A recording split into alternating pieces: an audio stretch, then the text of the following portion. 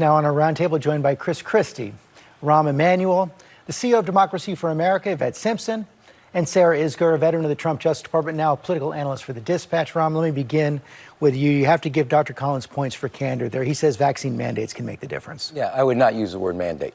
If you're going to look at the 40% of the Americans that don't have a vaccine it still yet, is a mandate, though. Right. No, you should call it a requirement to participate in the rest of the economy that's opening up. And if you look, the first 60% you can do in mass. The last 40% you got to do strategically based on different sectors of the population. I would not use the word mandate. We're requiring this for access to the economy. You have to think about people in that way. And I do think that whether you take public employees, as I said the other day on the show, healthcare workers should lead from the front. They have to get vaccinated.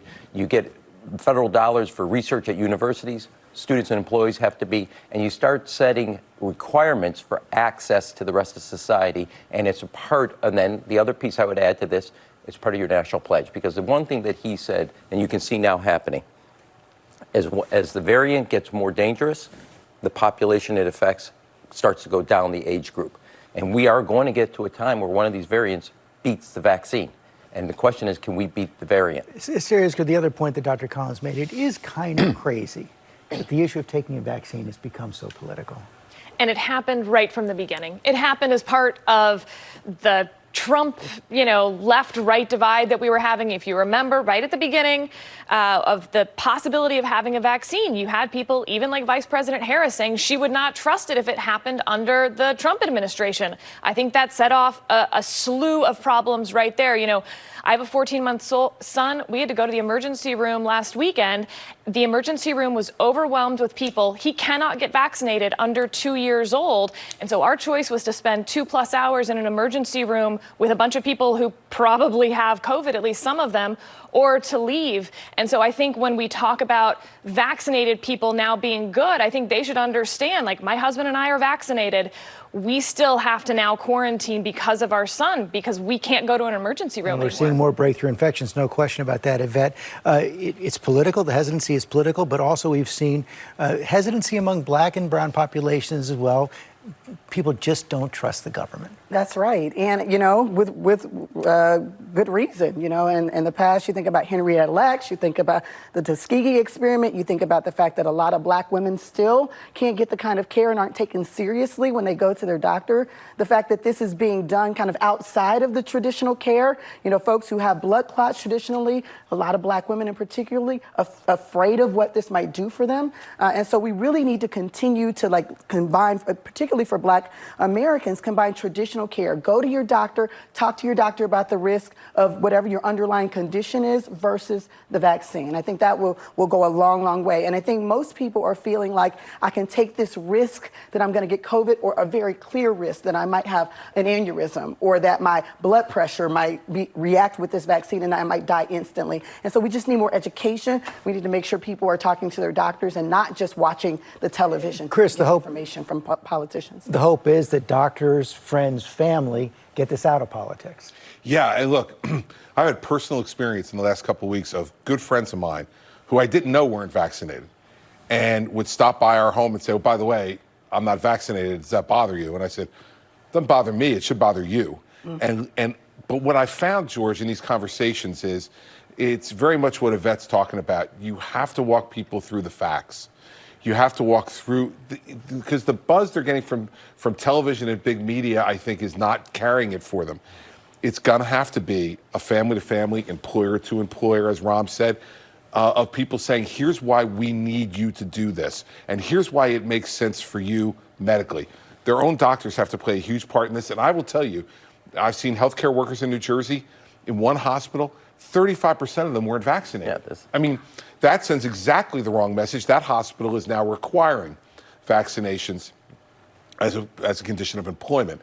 So it's got to be, I said this a couple of weeks ago, people don't want to be indoctrinated, they want to be educated. We have to educate these folks. If we just use the word mandate, and I think Ram's exactly right, these folks are just going to go, nope, right, I'm not doing it.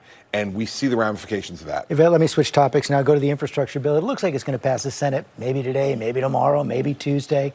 But the big question is, will House Speaker Nancy Pelosi schedule it? Will progressive Democrats stay on board for a final vote? Progressives have been pretty consistent on this. You know, we need to make sure the reconciliation bill that has more of the protection on climate as the world burns before us, that has more protection around human infrastructure as people are trying to return to work, that those need to come together. And I don't understand what the resistance is to that, particularly because there was this whole deal that was made between the more right-wing members of our party and the Republicans that did not include progressives at all. Like, if you want to have a truly bipartisan conversation, you have to include progressives. So there was this expectation that this smaller bill, which has gotten smaller and smaller over time, is so small now, $500 million over 8 years, and you didn't also bring along, which was the promise, which was the commitment to bring along the reconciliation over 8 years, by the way. So it's a little, I mean, we got the Brent Bridge in Ohio. That's going to take a big chunk of that. Anyway, so, you know, you think about, you know, the fact that this promise was made, there was this expectation.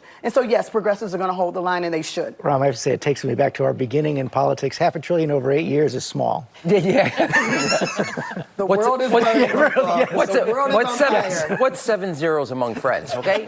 No, first of all, I would like to remind, just 4 years ago when Hillary Clinton recommended $250 billion above the baseline of spending, everybody thought she had gone drunken sailor. We're talking about $500 billion in key investments like the internet, universal broadband, making sure nobody has a Flint, Michigan or Jackson, Mississippi again when it comes to clean and access to clean and fresh water, let alone all the other work.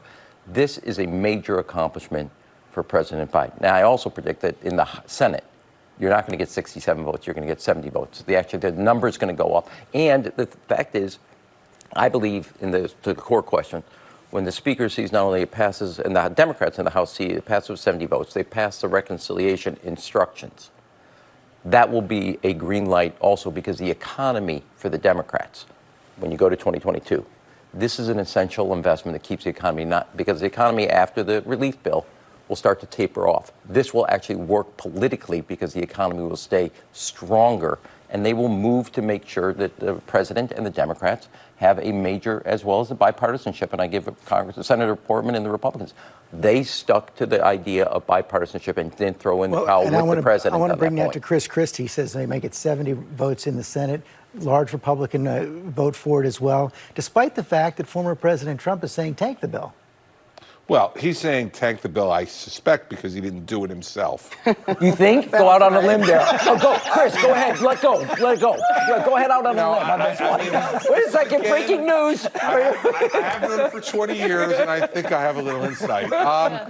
Look. We know him for 4, and we agree. You know, the bottom line on the infrastructure bill, I think, is that Republicans and a number of Republicans in the Senate have said, okay, we're willing to go out and do this. And the reason they're willing to do it is because there's broad public support for much of what they're talking about in the bill. Not all of it, but there never is for all of it, for much of it.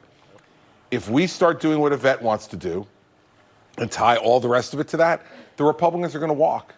They just will. And they'll say, I'm walking because I support universal broadband, bridges, tunnels, airports. Fresh water. Fresh water. I don't support all this other stuff. And so this is a key moment for Democrats to decide, do they really want bipartisanship or don't they? Republicans disagree with you, like we just do, the same way you disagree with us on certain things. We're not going to support that. But we will support the stuff that's in that infrastructure bill, at least a large number will. And the question is, do you want to do that or don't you? And then the other question is... I'm sorry, George. We don't need Republicans to do reconciliation. We just need the Democrats who were in the room who agreed. But you need us to do a bipartisan infrastructure bill, and you're not going to have us. So Republicans can cover their mouths while Democrats do the reconciliation bill and pass the bipartisan infrastructure bill. But that's the question for some of the Democrats. Sarah, do Joe Manchin, Kyrsten Sinema walk if the bipartisanship doesn't hold in the Senate? I was surprised we were having this roundtable here instead of on Joe Manchin's houseboat, where I thought we would all be. That's right. Is Lindsey Graham coming? Because I'm not coming. If Lindsey Graham's coming, I don't want to be there. Absolutely. If you want it to be bipartisan, it needs to be this bill. And having 18 Republicans, including Mitch McConnell himself, buck President Trump, I thought was a pretty meaningful moment. And I know we're going to get to some of the other elections that have happened here, but President Trump's power over the party is certainly cabined. It's different than it used to be. When you have 18 Republicans saying, like, not even acknowledging that he is against this bill, Joe Biden wants this to be bipartisan, and bipartisan here is defined as having Republican support, not just far left support. Sarah brings us to the elections this week. Donald Trump had a victory in an Ohio primary race, but on the Democratic side, in that Cleveland race, one more time the mainstream Democrat defeated the progressive Democrat. Donald Trump weighed in on the Democratic primary, too. There was a lot of Trump Republican money in Ohio. You know, I'm from Ohio. I've been a leader in the state, an elected leader in the state. I was on the ground here. As soon as you hit Cleveland and Akron, those ads that were coming from dark money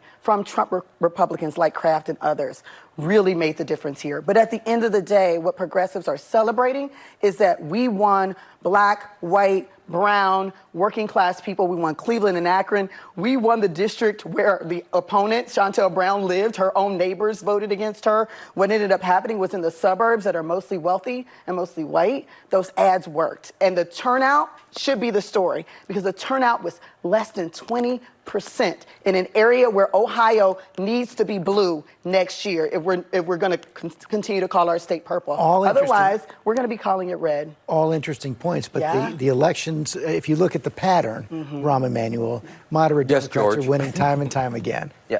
One thing that I do, I don't want to leave this without saying it, in infrastructure. In the primary, many Democrats made fun of Joe Biden when he said we can do bipartisanship. In the general election, they said he could do it. This is a major win to show that the institution of bipartisanship and that comedy that working together can happen. Now to the election. What I call the heart and soul of the Democratic Party has gone 5 for 5. And I do think when political pundits, all of us can just say that somehow the progressives are the base. The fact is, in the Republican Party, Trump is the base of that party. That was proven in Ohio. Among Democrats, when you go 5 for 5 or you go 0 for 5, the fact is the Democratic establishment, the moderates who say let's work together, try to figure this out, that is the heart and soul of the party. That is true about Joe Biden winning the primary. That's true about what happened here in New York City in mayoral race. It's across the board true. And I think some of the elections 3-4 years ago where a lot of people say the progressives, I think those were actually more generational than they were ideological primaries. That's probably more because the party, the Democratic base is moving right? The amount of Republican money and corporate money, big oil, big pharma that was in Ohio shows that really what we're seeing is that the base of the party is moving right. Progressives are holding the left flank. At the same time, you've got Cori Bush sleeping out, making all the difference in the very same week for millions of Americans and being celebrated. Progressives are making the difference and holding the traditional base. Well, but and that shows, Chris, that it's the working kind of class people.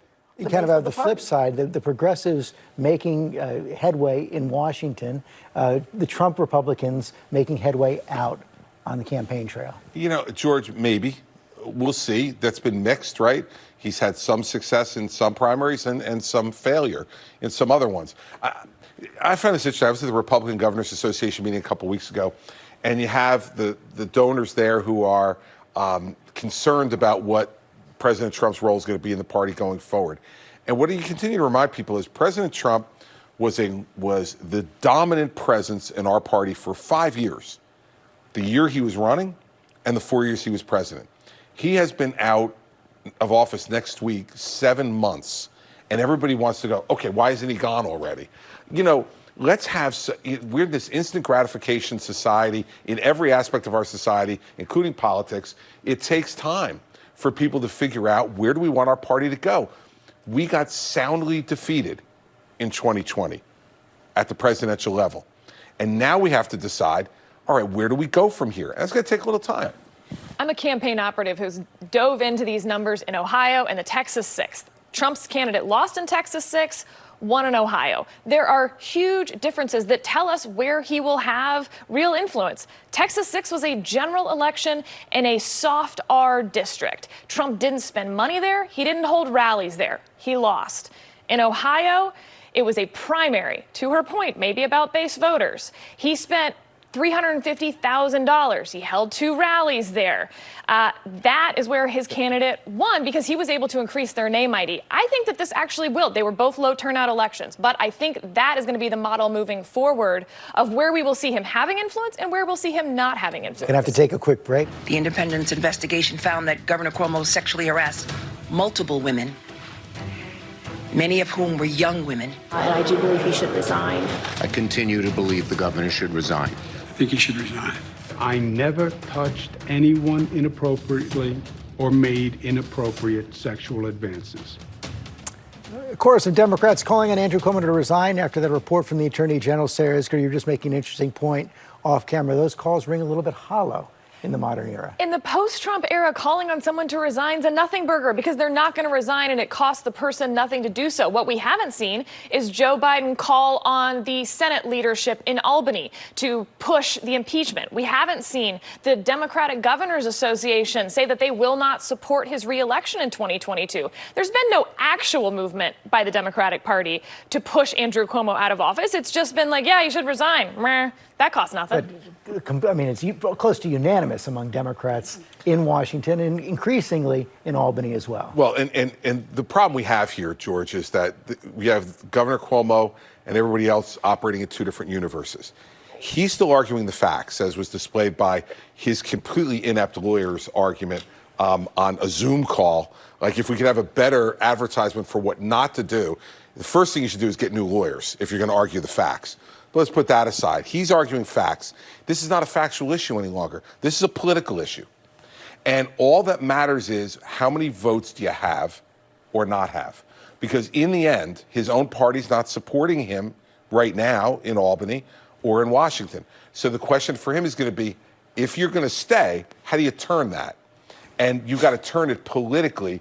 You're not going to turn it by continuing to argue facts. But here's what I understand, Rahm Emanuel. It appears that a majority in the state assembly are prepared to impeach. The minute he's impeached, he has to step aside anyway, at least temporarily. Let me take a positive, and I actually slightly disagree with, not slightly, I disagree with Sarah. One of the casualties of the Trump world is there was no support for institution, norms, and a lack of accountability in the system.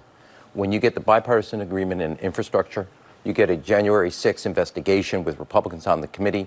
You get Democrats holding the governor accountable in this situation, as opposed to what's happening with Matt Gaetz in the Congress. There's actually brick by brick rebuilding support for institutions, for norms, and for a culture of accountability. And I actually think one of the most dangerous things that Donald Trump said, and did rather, as president, was destruction of institutions and norms and our credibility where only one person, quote unquote, could fix it. Each of these are part of a mosaic where once again we're reestablishing the sense of institutions, norms, and a culture of accountability. We'll see. I mean, I think he needs a good talking to. Like my grandmother used to say, you know, you can do this the easy way or you can do this the hard way. And I think he has just decided he's going to go the hard way. I think the bigger conversation is we need to talk about the culture that allowed Cuomo to abuse 11 women. Somebody saw something, somebody knew something, rinse and repeat. We continue to have these situations. We've talked about at this table, these very powerful men. We know this stuff is happening. What are we doing to make sure there's not the next Cuomo? And that's why he feels comfortable. That's why he feels safe. He's been safe this whole time. And he knows there's a lot of people who are entangled with this, who had something to do with it, who know something that will go down with him. Including the organization that was set up to protect women who were charging powerful men with harassment. Time's Up has now lost all of its credibility, and that maybe is one of the institutions that, you know, has been destroyed. I wouldn't call an organization an institution, but I do think as this process, look, there's going to be a moment where the Senate Majority Leader, just like in Watergate, and the Speaker of the State House in Albany are going to walk over, maybe dark, they're going to go to the governor's mansion, and they said the votes are up. Chris, let me pick up on what Yvette was saying. It's a sideways argument for term limits. There's something about being in power that long that creates this culture where people feel that they're just, they are immune from consequences. Look, I've always been for term limits for everybody. I mean, you know, and I do think that third terms, and Ram and I were talking about this earlier, third terms are cursed. And you just look at it, and there's a reason for that, George. For most public office holders, especially executives, all the adults leave by the time you get to a third term. When you try to put a staff together for a third term, all the really good people you had, and I saw it in my governorship, by the time I got to year 78, I had a couple of really good people left, but most of my really good folks had gone to the private sector, had done other things, run for office, done other things that they wanted to do with their lives. And so part of this, and part of the argument for term limits, and I think this is at the legislative level as well, is there's a certain period of time where you can be effective in all the ways we define effectiveness, having good people around you, good ideas, fresh ideas, good energy, and then all of a sudden you just become part of the furniture. And when that happens, it's a problem. The biggest problem for Andrew Cuomo is that he wants to be Bill Clinton. He's always wanted to be Bill Clinton. But Letitia James is not Ken Starr. And he doesn't have an enemy to pick out. And he is flailing right now. And the Democrats need to do more. Third terms are snake bitten. You look at Roosevelt, the biggest mistake he made, the court packing. You look at everybody's third term, you are more tired than you know. Your staff is not what it used to be. And you actually think you know more than you do. Real You quickly. think you're invincible. I'll just ask you all of you quickly. Is Andrew Cuomo governor of New York in November? No. No. Probably not. Okay. Hi, everyone. George Stephanopoulos here. Thanks for checking out the ABC News YouTube channel. If you'd like to get more videos, show highlights, and watch live event coverage, click on the right over here to subscribe to our channel. And don't forget to download the ABC News app for breaking news alerts. Thanks for watching.